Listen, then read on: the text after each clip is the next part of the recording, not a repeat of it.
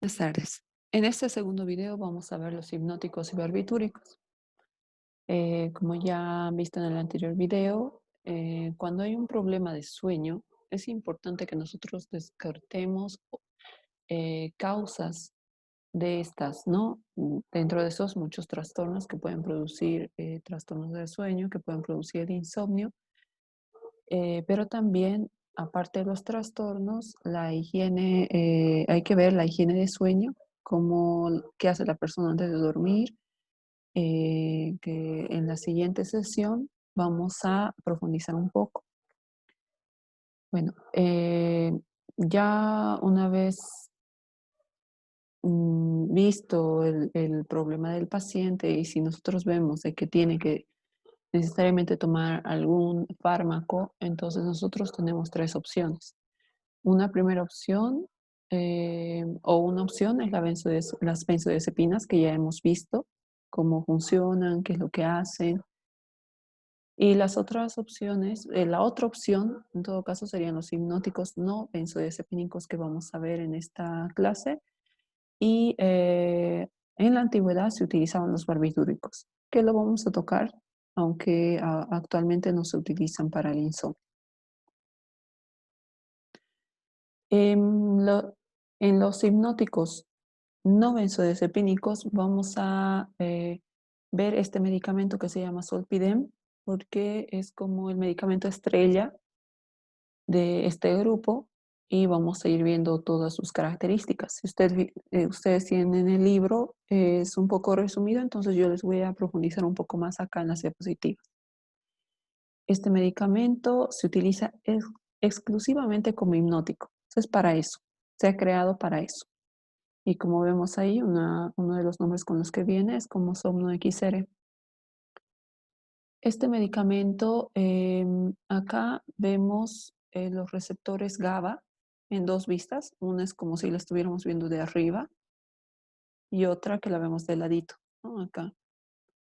Eh, este tipo de hipnóticos se van a unir selectivamente a los receptores del tipo benzodiazepina 1.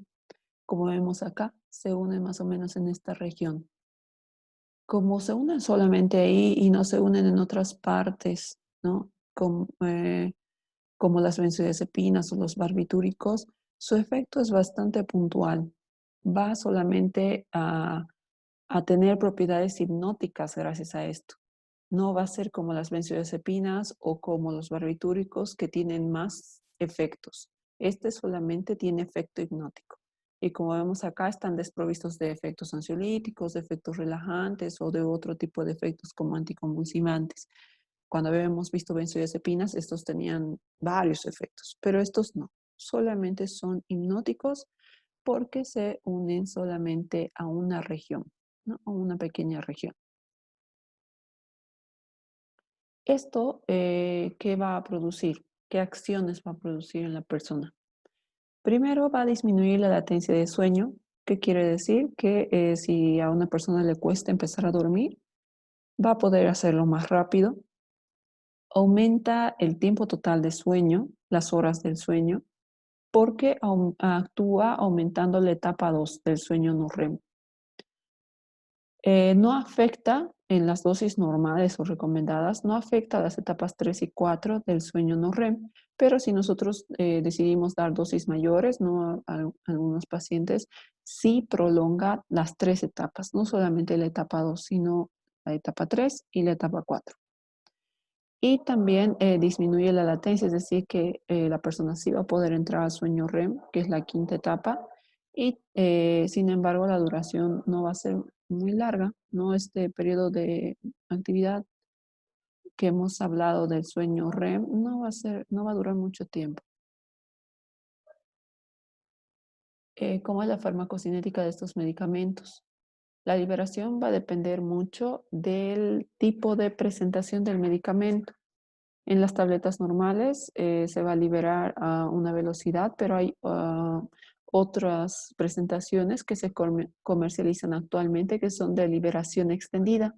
Eso quiere decir que estos medicamentos tienen como doble capa que hacen que una parte de la droga se libere inmediatamente para ayudar a la persona a dormir rápidamente y pasadas las horas se va liberando la otra capa, lo cual va liberando el medicamento más lentamente durante el resto de la noche, por así decirlo, y esto va a permitir que el medicamento esté más tiempo durante la noche y permita a la persona dormir, no solamente a empezar un sueño rápidamente, sino a mantener este sueño más tiempo por la liberación entre estos medicamentos. La absorción, cuando se toma por vía oral, es rápida, pero si, digamos, la persona lo ha tomado encima de las comidas, esto va a retrasar su absorción. La distribución es amplia, se distribuye ampliamente, se une casi todo el medicamento a las proteínas plasmáticas para ir por todo el cuerpo y en cuanto a entrar hacia el sistema nervioso, atraviesa muy fácilmente porque atraviesa rápidamente la barrera hematoencefálica. Se va a metabolizar a nivel del hígado por oxidación e hidroxilación y se va a metabolizar en metabolitos inactivos, ¿no? Esto es muy importante porque gracias a esto, estos medicamentos no tienen un efecto residual cuando la persona despierta. No suele haber, digamos, alguna molestia por haber tomado el medicamento, ¿no? Y se eliminan por vía renal. ¿Qué efectos adversos pueden producir? No, como les he dicho, ningún medicamento deja de tener efectos adversos. Estos efectos adversos son dosis dependientes, lo que quiere decir que a más dosis se van a producir más efectos adversos. Puede producir somnolencia, cefalea o dolor de cabeza, trastornos gastrointestinales, astenia, es decir, mucho cansancio, caídas y confusión, sobre todo en personas muy mayores, vértigo y mareos, amnesia anterógrada, que es no poder fijar lo nuevo que estamos aprendiendo, ¿no? O no poder recordar las cosas que estamos escuchando. Y sonambulismo que se ha reportado en algunos casos, ¿no? Pero es muy raro. Entre las interacciones, si nosotros mezclamos este medicamento con otros depresores del sistema nervioso central, entonces se va a potenciar el efecto. Es decir, y que digamos si se consume con alcohol, el efecto va a ser mayor, o si se consume con benzodiazepinas o barbitúricos, el efecto va a ser mayor. Hay que advertir al paciente acerca del riesgo de estos medicamentos por los anteriores efectos que hemos dicho, si van a usar vehículos o maquinaria pesada al inicio del tratamiento sobre todo. Después no, la persona ya sabe manejar el medicamento y no hay mucho riesgo. Y hay que indicarle que tiene que tomarlo inmediatamente antes de dormir. No es que se lo tome a las 8 de la noche y luego esté peleando con los efectos y recién se vaya a dormir a las 10 de la noche. No, esta persona tiene que tratar de tomar este medicamento unos 15 minutos y ya irse directo a la cama, ¿no? Para que el efecto sea mejor. No se debe dar en personas con insuficiencia hepática grave ni pacientes que hayan presentado alergia previamente.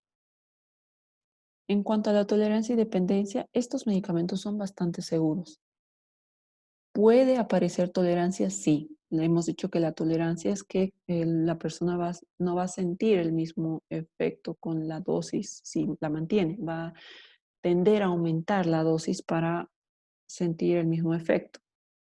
Pero no se han reportado en sí casos de dependencia, ¿no? Sin embargo, se considera que tiene un potencial moderado de abuso.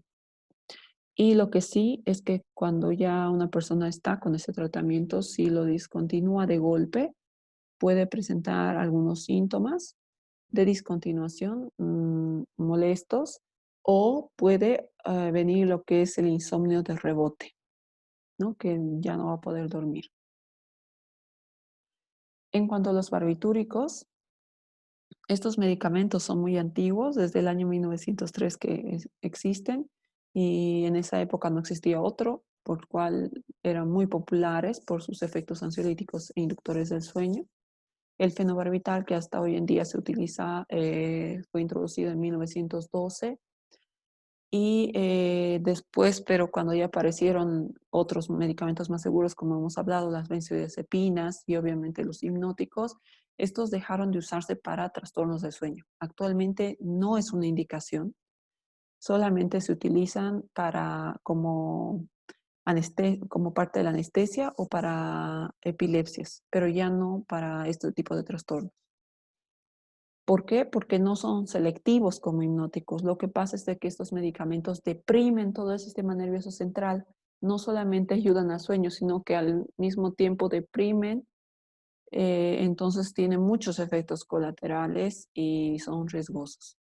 Y en dosis muy altas pueden producir coma y llevar a la persona a la muerte. ¿Cómo funcionan? Estos van a actuar en el receptor GABA. Igual que las benzodiazepinas, estos promueven la unión del GABA a su receptor, ¿no? Y de esta manera ayudan a abrir los canales de cloro para que se produzca la inhibición, ¿no?, de la neurona. Pero el problema, y a diferencia de las benzodiazepinas, los barbitúricos, cuando se tomen dosis altas, no solamente van a promover el GABA, la acción del GABA, sino que van a abrir directamente el canal de cloro.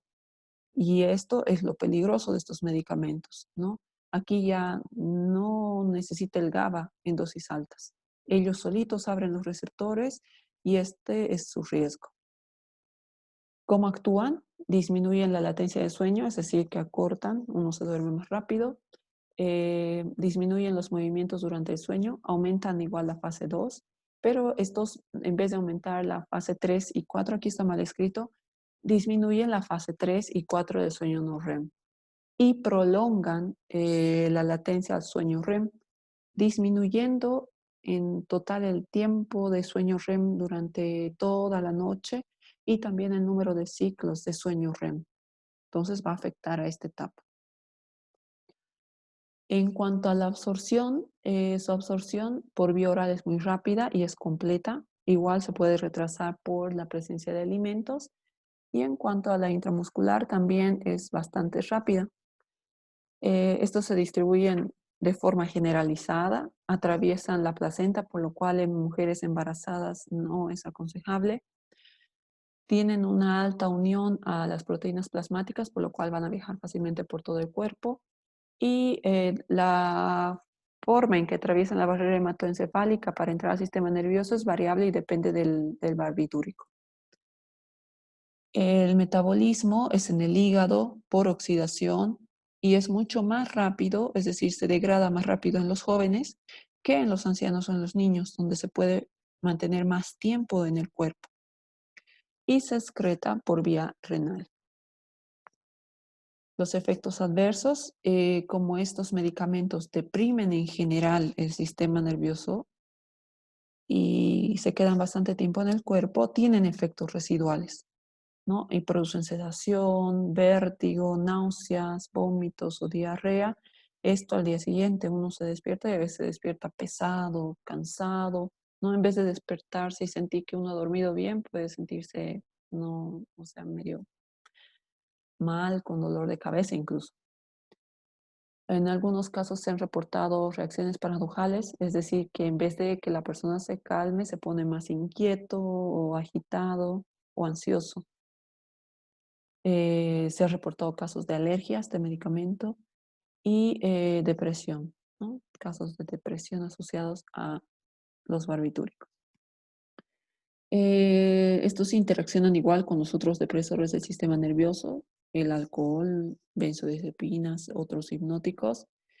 El problema es de que cuando interactúan con estos otros son más peligrosos porque lleva una depresión severa y no una depresión como un episodio depresivo, sino una depresión del sistema nervioso, ¿no? Y es más fácil que la persona entre en coma y